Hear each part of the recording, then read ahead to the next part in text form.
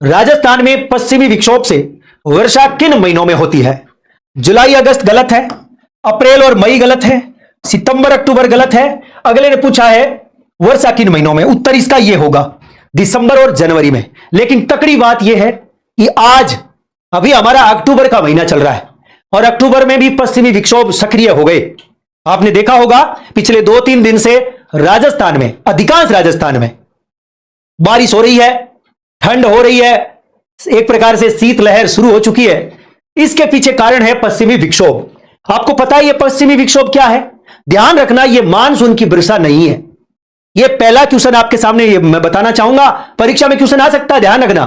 पश्चिमी विक्षोभ कोई मानसूनी वर्षा नहीं है। तो पहली बात तो यह है, यह मानसूनी वर्षा नहीं है। याद रखना, यह पहला पॉइंट, यह कोई मानसूनी वर्षा नहीं है। यह शीतकाल में होने वाली वर्षा है।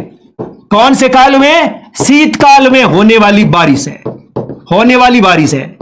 ओके, होने वाली बारिश है। दो बातें। अब आपसे कोई पूछे यह शीतकाल में कौन से महीनों में सबसे ज्यादा होती है? दिसंबर और जनवरी में। अब कोई आपसे पूछे कि इसका और क्या नाम है? दोस्तों, इसे वेस्टर्न डिस्टर्बेंस, अंग्रेजी में इसे पश्चिमी चक्रवात कहते हैं। पश्चिमी चक्रवात कहते हैं। एक प्रकार से भारत में मान लो मैंने हिमालय यहां बना दिया, यह भारत है ऐसे, यह राजस्थान, यह वाला जो इलाका है, इस इलाके में इस समय बारिश होती है।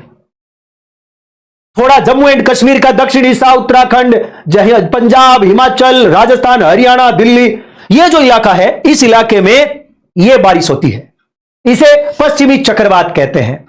उस उपोषण कटिबंधीय चक्रवात भी कह सकते हो। उपोषण कटिबंधीय चक्रवात, ये कई इसके नाम हैं। आप ऐसा मत सोचो कि केवल इसके 1-2 नाम है, बहुत सारे नाम हैं, और भी बताऊंगा। उपोषण कटिबंधीय चक्रवात कह सकते हैं। और भारत में इस इलाके में लेकर आने वाली पवन धारा का नाम क्या है?